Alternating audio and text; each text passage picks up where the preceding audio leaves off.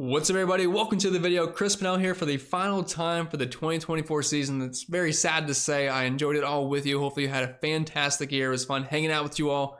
But we'll be back together in February. Once again, very short off season. We're here breaking down the championship race at Phoenix. We have 4 drivers competing for the title. Ryan Blaney raced his way in last weekend, passing a bunch of 100 cars, 10 guys at the very end. It was incredible. Thank you for the late birthday gift, Ryan. Truly appreciate it. We also have his teammate Joey Logano, Tyler Reddick, and William Byron all competing for the chance to be crowned champion. And I know these short flat tracks don't usually produce the best racing in the world, but I'm hoping with so much on the line, we do get some solid racing to watch this weekend. And right here is where I would usually shout out the comment contest winner, but obviously no one guessed Brad Keselowski. I don't know how that happened. Somehow he got out in front of Chase Elliott, Ryan Blaney. So Keselowski ends up leading the most laps. Nobody wins this weekend, but if you want to join this weekend for the last one of the year, all you gotta do is comment down below who thinks he'll lead the most laps and how many, and the winner will get a cash prize. And if you enjoy, make sure you like down below. Subscribe to the channel for brand new. Let's dive right into it. All right, let's talk some strategy here for Phoenix. Dominator's still key, like every other short flat track. There's 312 laps this weekend. While it's not 500 like Martinsville, we're still gonna want 2 to 3 Dominators per lineup. And if you're looking at similar tracks, Gateway, Richmond, New Hampshire, I would say probably Gateway would end up being our best comp to Phoenix. And who were the best drivers at Gateway? Ryan Blaney, Christopher Bell, like we typically see at these short flat tracks.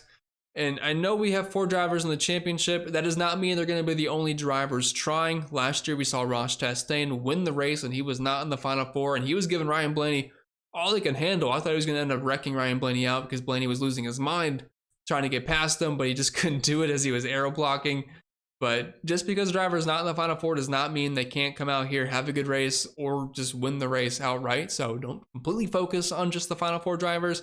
But a lot of your lineups would probably consist of them, mainly just because of how important it is for them to run well, finish well. The age-old tale is that they're going to run 1, 2, 3, 4. That's not always the case, but most likely they're going to be the ones up front. And finally, moving on to the driver by driver breakdown, I did mention one thing first, and that's, of course, well, I'd usually say if you want to join the best NASCAR DFS community out there, we do have one more race left, but season is unfortunately ending. I do appreciate everyone that was with me the entire season. I do football stuff every single week or during the week, whether it be showdown or main slate. I cover NBA every single day. If you guys want to come in, check that out as well. If not, that is totally fine. But you get all the projections, the models, simulation scores, all that fun stuff, cheat sheets, Discord, whatever it may be. And don't forget, my partner Stochastic has you covered as well with their Sims tool, which they have for all sports: NASCAR, football, basketball, baseball, fighting, whatever it may be. You can use their pre-contest simulator to see which drivers or players offer the best ROI before the event starts and which lineups stack up the best in tournaments. A lot of you have taken advantage of this, so if you're going to, check them out. You can use the link down below in the description or the pinned comment. Make sure you tell them I sent you. All right, it's the next day. Qualifying just ended. New shirt. We got a hat on. I don't feel like fixing the hair, so this is what we're going to roll with. We had a pretty nice practice session on Saturday, and if we're looking at some of the practice results, Ryan Blaney was the big winner of this session. He was first in the 1 through 15 lap runs. Didn't do anything afterwards, so Hammond came in first in that, but there was barely any drivers, so really not worth looking into. So look at the overall lap by lap data, which we had a lot of laps by some of these drivers, and I always remove the outlier laps. Martin Truex Jr. at the top of the board, and go figure, he ends up grabbing the pole. Ryan Blaney second, Larson third, Byron fourth. So a lot of the big dogs, but then we have a random Harrison Burton mixed in there. And he ends up qualifying well. So all those drivers that had some pretty decent speed on Saturday, we saw them qualify near the front, if not the front. Ryan Blaney was quick, but ended up ruining his lap a bit. So it's kind of the same situation as last year where he's going to be starting mid-pack. So I think that'll be pretty fun to check out. But let's start with these 5 figure range drivers here first. And just so sad, last slate of the season, I'm going to miss it. Hopefully this offseason goes by quickly. But Ryan Blaney is going to be the clear-cut top play in this range. I already did some preliminary projections, ran, and some ownership runs, and he's pretty much at the top of the board. I mean, he was the best car in practice. He's been arguably the best car at the short flat tracks, him and Christopher Bell. So starting in 17th as a championship driver, he should be able to run to the front. Won this race well, he didn't win the race. Came in second, ended up winning the championship, but I wouldn't be surprised if he ends up finding his way up front.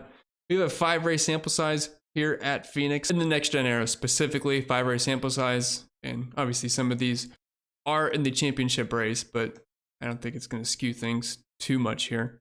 But Ryan Blaney, I mean, he has been the man here at Phoenix, the second best running position, the best average finish of 3.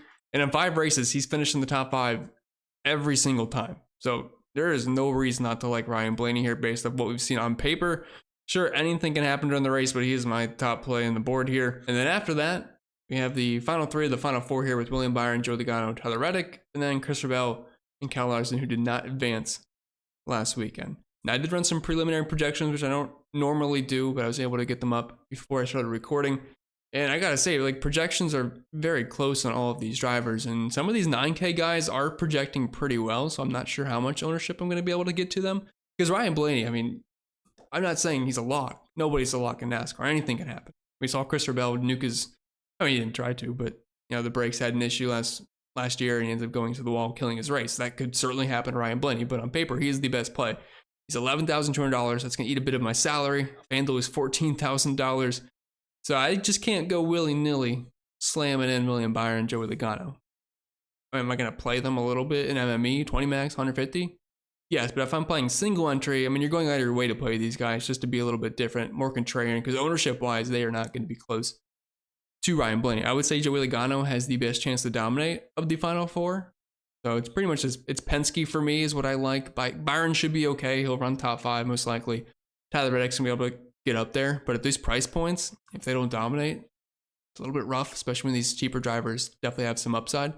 Kyle Larson is someone that in the early runs, these could obviously change a little bit, but he's projecting pretty well. He's $10,000, $11,500 on FanDuel, which I absolutely love.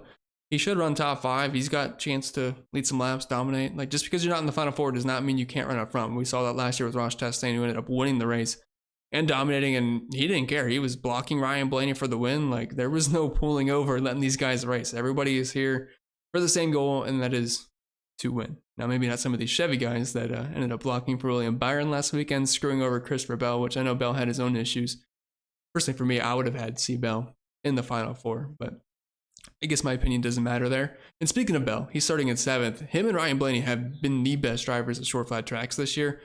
There was 2 drivers that could pass at Phoenix earlier in the season. It was a complete track position race, but we saw Blaney and Bell get stuck in traffic. Well, not stuck in traffic. They got put in traffic, but they just sliced right through the field. Bell ended up winning that race. I think he restarted around 20th at one point, but was able to dice his way there. 8 race sample size this season at the short flat tracks. Bell has the second best drive rating, tied for the most wins with Ryan Blaney. Top 10, 6 out of 8 races, has the most dominator points. Like, yeah, Bell has been absolutely cooking at these tracks. And he is not here to, I don't think he's just going to lay over and look forward to a vacation. He wants to prove something. So I am in on Bell in tournaments. Bell and Larson, Ryan Blaney, probably the ones I'll definitely be getting to. And then I guess probably sprinkling in some Joey Logano if he can lead laps over Martin Truex Jr. early on. Going out of the 9K range, I think Denny Hamlin's a better FanDuel play than he is a DraftKings play, because if I'm playing these drivers 9K and above, unless you're starting in the 30s, probably looking for dominator points at a short flat track.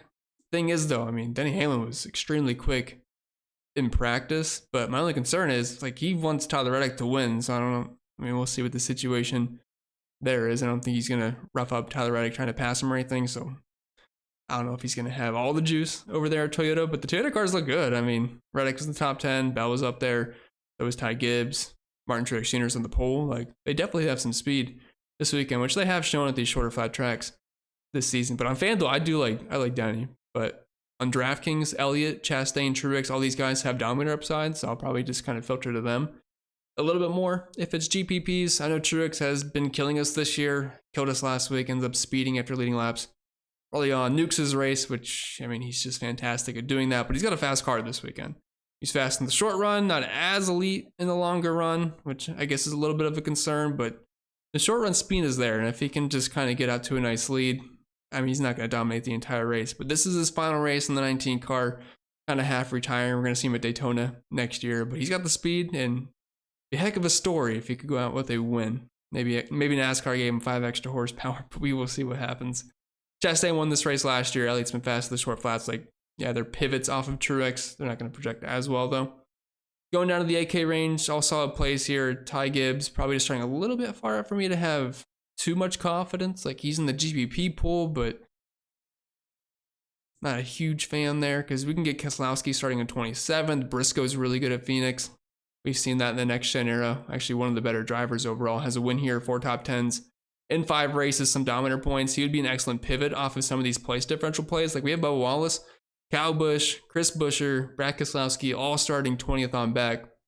And then you have Briscoe here starting at 12th, who should have speed. And these SHR cars, I mean, they're closing up shop. They might just be illegal in this race, so we'll see what happens. But I think Chase Briscoe is a fine tournament play, and then all these guys in the 20s are, I mean, they're good projection plays. Like if you're in cash and you land in the range of being able to afford one of these guys, like totally fine. Probably not going to be playing too much Alex Bowman or Austin Cindric because of the starting position. But the thing is, Austin Cindric had a lot of speed in practice, showed that speed in qualifying, and he was also very good at Gateway. I might have to retract my statement. I guess we can kind of throw him in that same range as Chase Briscoe, where, sure, he's sandwiched between all these plays, differential plays. Because, I mean, yeah, it's honestly like the same exact play for me, just in the 7K range compared to the 8K range. Because Briscoe's right around all these 20s guys. And then we have Austin Cindric right by all these 30s. Ryan Preece in 33rd, Austin Dillon in 36, Soares in 34th, Barry in 39. So that's definitely a pivot because, you know, if this just ends up going green, some guys get lapped down, they're just stuck, and Cindric finishes 7th. You could definitely have some leverage in tournaments there. So I guess I kind of talked myself into that one. Barry's going to be a cash game lock, decent in practice, just ends up wrecking. Like, yeah, just play Josh Berry. Daniel Suarez, nothing too impressive here. Like, I'd rather play Josh Berry. Austin Dillon starting in 36. I'll give Suarez the nod over AD. Not saying too much. Ryan Preece is pretty good at the short flat tracks. Was very fast in Martinsville last week, which I don't think anyone should have been surprised about. So I guess the SHR drivers are probably my favorite of all these 30s guys right here. Not a huge fan of Noah Gragson where he's starting. Hocevar, same play every week, but I think he can kind of hold that starting position. He's been really good in recent weeks. It's just going to be hard to play him because he's surrounded by all these place differential guys. And one slight issue for Hocevar where he finishes 24th and these guys end up like finishing 23rd. He just gets absolutely destroyed. Stenhouse not a huge fan of these shorter flat tracks. Michael McDowell I like starting in 35th. We're looking at his Phoenix numbers. They actually have not been that bad whatsoever. 5 sample size, average finish of 16.4, running position of 20th, 3 top 15s and 2 top 10s. I think McDowell looks pretty solid for where he's starting. Another guy that just kind of messed up the Q lap. Gillen's right there with him, but I do slightly prefer Michael McDowell. Joe Nemechek starting too far up for me in the 5K range. Just looks all pretty trashy, in my opinion. Burton showed a lot of speed, but man, tough to trust him. He did this last weekend, then he ends up having, he just kind of gets shuffled and then you never really make it up. So that's my concern there. I guess Zane Smith would be the one I would want to play of this 5K range. I'm sure Jamie Johnson will wreck like he does every single time. And if you were playing any of these 4K drivers, you are doing it because you're jamming in like 3 to 4 dominators, and then you get stuck with like Chad Fincham, but fully expect these guys to be the slowest cars on the track. But with that being said, that's all I got for you guys this week and this season. I hate to say that, but hopefully it was a great year. I appreciate y'all hanging out with me. Looking forward to doing the live streams once again next year. We'll start with the Clash, and then we got the duels, then we got the Daytona 500, where we'll have another $1 million on the line. We wish y'all the best. I'll see you all next time.